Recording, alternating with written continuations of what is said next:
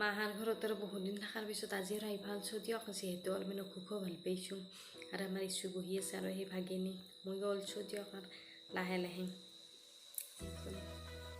আমি আৰু ওলাই উঠি আৰু বাৰাণ্ডাতে বহি আছোঁ। এই বাবাও বহি আছে, মা, বাইদেউ আৰু এই ভাগিন দৌৰি আছে। বেটাৰী গাড়ীখন আহাই নাই, বেটাৰী গাড়ীকে ৰখি আছোঁ।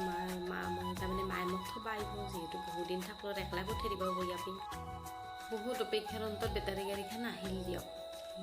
বাবু মানে আমাৰ ভাগিন, মই আমাৰ ইচ্ছুৰ বেটাৰী গাড়ীখনতে বহি আছোঁ, কাৰণ তাহাক বাহিৰত ওলাই যাব দিয়া নাই। বাহিৰত গাড়ী চাড়ী আহি আছে যে, মায়েৰ অলপমান দোকানত সোমাইছে, মানে কিবা লপা গৈছে আৰু বেটাৰী গাড়ীখন আৰু আহাতে একেবাৰে আন্ধাৰে কৰি পেলাইছে।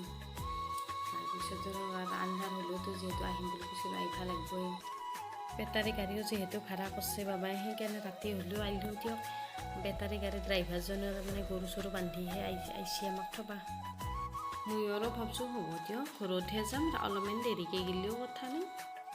এতিয়া আৰু আহি পেলাই লাহেকৈ ঘৰ সোমালোঁ দিয়ক। আন্ধাৰ হৈ আছে ৰুমটো। ঈশ্বৰৰো ঘৰ পাই একেবাৰে কিমান ফূৰ্তি। বাইদেউৰ ল'ৰাটো আহিছে, ল'ৰাটোৰ লগত একদম খেলি আছে।